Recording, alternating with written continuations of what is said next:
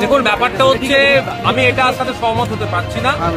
যেখানে দুর্বল জায়গা সেটা হচ্ছে আমাদের, সেটা গণনা কেন্দ্র আর ভোটের দিনে পুলিশের একটা অংশকে কাজে লাগিয়ে ভোটের দিনে নোংরামি হিংসা করে, আর গণনার দিনে যারা গণনা কেন্দ্রে যায় বিরোধীদের তাদের উপর আক্রমণ চালায়। ফলে আপনি যে ভিড় বলছেন, ভিড়টা অবশ্যই ভোটে আসে, কোনো অস্বীকার করার জায়গা নাই,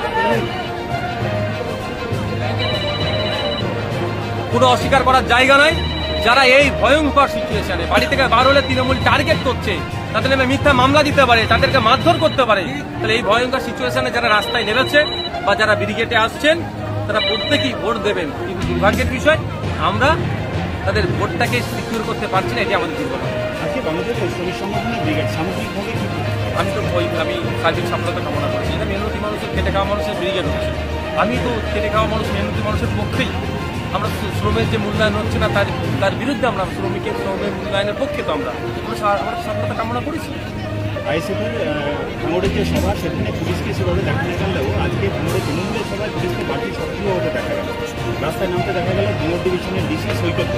দেখো, ডিসি স্যার বা এসি স্যার যারা আছেন, আমি বিতর্কের জনাবো না, এতটুকু বলবো।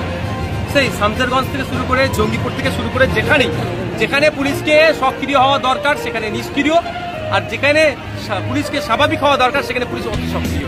আইএসএফ মিটিং মিছিল করলে অতি সক্রিয় হয়ে সেখানে লাঠিচার্জ, মাথা ফাটানো, মিথ্যা মামলা দিয়ে আইএসএফ এর নেতাকে কিভাবে গ্রেফতার করে আইএসএফ এর কোমর ভাঙার চেষ্টা করছে। এটা হয়ে উঠবে না। এখন আজকে যেটা দেখছে তৃণমূলের মিটিং এর জন্য এত পুলিশের রুট মার্চ হ্যান, এটা আইওয়াস ছাড়া কিছুই নয়। যেভাবে 14 তারিখে আইএসএফ এর মিছিলে ওয়াকফ সম্পত্তিকে বাঁচানোর জন্য কেন্দ্রের বিরুদ্ধে মিছিলে আসছিল, পুলিশি আক্রমণ হয়েছে, সারা রাজ্যের মানুষ এটাকে ছিছি করেছে, নিন্দা করেছে। এই নিন্দার হাত থেকে বাঁচার জন্য পুলিশ তার ভাবমূর্তি কিছুটা ফিরিয়ে নিয়ে আসার জন্য এইগুলো করছে। এতে ছিঁড়ে বিজবে না, বাংলার মানুষ বুঝে নিয়েছে তৃণমূল কংগ্রেসের অবস্থান কোথায়।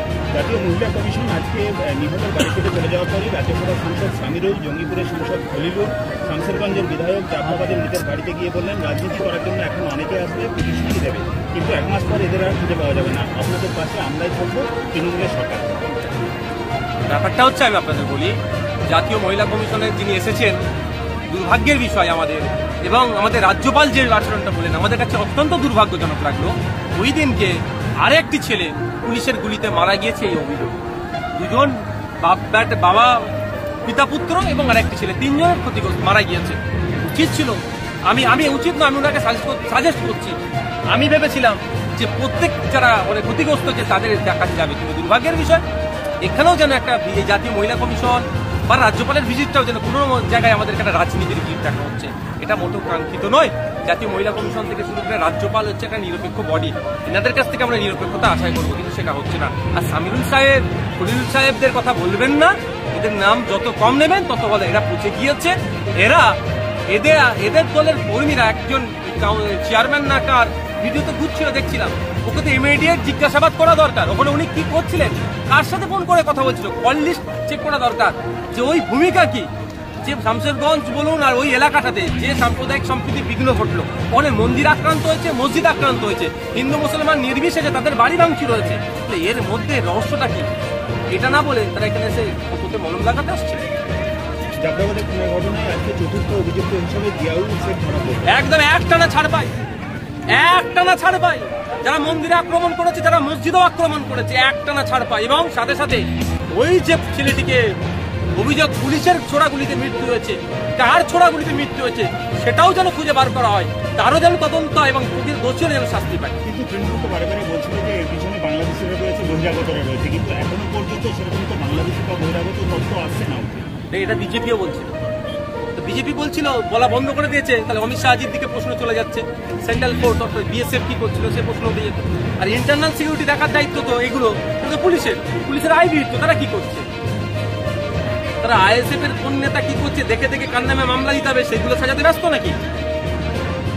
জাফরাবাদে নিহতর বাড়িতে গিয়ে আজও ক্ষতিপূরণের কথা বলেছেন 2 সাংসদ এবং 1 বিধায়ক, কিন্তু মৃত চন্দনের স্ত্রী এবং তার বোন বললেন যে মুখ্যমন্ত্রীর দেওয়া ক্ষতিপূরণ তারা গ্রহণ করবেন না। শুনেন, ওই পরিবারটা বামপন্থী পরিবার, সিট তারা সোজা আছে, ওরা বুঝিয়ে দিয়েছে এই 10 লাখ 20 লাখ নিয়ে তার ছেলে তার স্বামীর চলে যাওয়াতে, যা পরিবারের লোক চলে যাওয়াতে যে ক্ষতি হচ্ছে, ক্ষতিপূরণ টাকা দিয়ে আর ক্ষত চাপা দেওয়া যায় না। রাজ্য সরকারের ব্যর্থতার জন্য খুন হতে হচ্ছে। যখন শাস্তি পাবে আমি মনে করছি তাদের ধারণা হতে পারে প্রকৃত যারা দোষী তাদেরকে শাস্তি দিলেই আসল ক্ষতিপূরণ। ধুলিয়ান শামশেরগঞ্জে জনসংযোগের সমস্যা ছিল, স্বীকার করলেন জনপ্রতিনিধিদের কথা দূরে রাখুন, আমি এখন ওটা বলছি না, পরে বলবো। প্রশাসন কি করছিল, আইবি কি করছিল যে এই ধরনের ঘটনা ঘটে যেতে পারে, আগে থেকে জানতো না? আইবির কাজ কি? কোনো ঘটনা ঘটতে পারে সেই ঘটনাটা তাদেরকে আগে জানতে হবে, জেনে যাবে তারা, মানে জানার চেষ্টা করবে। আর যারা পুলিশের ড্রেস করে যারা পুলিশ থাকে তারা সেগুলোকে রিজিস্ট করবে, সেটাকে আটকাবে। ব্যর্থ হয়েছে দুদিন। শপথ করল নওশাদরা বিজেপির মতো সাম্প্রদায়িক কারীদের অশান্তি কাটানোর চক্রান্ত আমরা ব্যর্থ। কে বলেছে?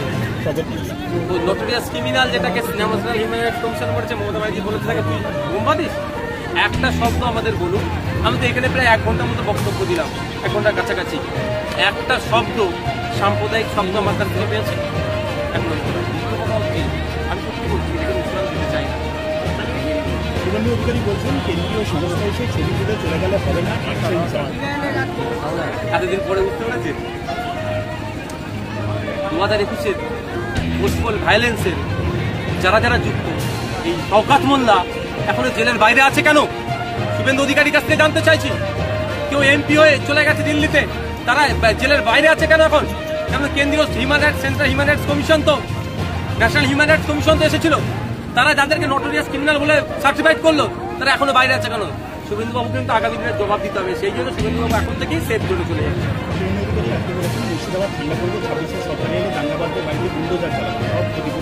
এখন সেন্ট্রাল গভর্নমেন্টের ওনারা আছেন তো, 26-এ সরকার আসবে, তারপর হবে এই ললিপপ দিয়ে বন্ধ করতে বলুন। 2021-এর পর থেকে, 2021-এর আগে থেকে এই ললিপপ দিয়ে যাচ্ছে বাংলার মানুষকে। এখন যে ক্ষমতা আছে সেই ক্ষমতাটা সঠিক ব্যবহার করুন না। আমাদের বাড়ির মেয়ে তো তিলোত্তমা, তাকে জায়গা খুন করে ধর্ষণ করানো হলো। যারা যুক্ত এর সাথে সিসিটিভিতে প্রায় 54-55 জন ওই সময় যাতায়াত করেছে, তাদেরকে অ্যারেস্ট করে জেলের মধ্যে রেখে তাদেরকে জিজ্ঞাসাবাদ করে তাদের শাস্তির ব্যবস্থা করছে না কেন? সব 26-এর গল্প শোনালে হবে? সবসময় ভোটের গল্প? যে একদিকে শামশেরগঞ্জে হিন্দু মুসলমান আক্রান্ত হচ্ছে, ওই 26-এ এসে বিচার করবে। এখন তো সেন্ট্রাল গভর্নমেন্ট আপনারা চালাচ্ছেন, তাহলে কি করছেন আপনারা? রাজ্যবাসীর প্রতি শান্তি বজায় রাখার আবেদন জানালেন মুখ্যমন্ত্রী মমতা বন্দ্যোপাধ্যায়।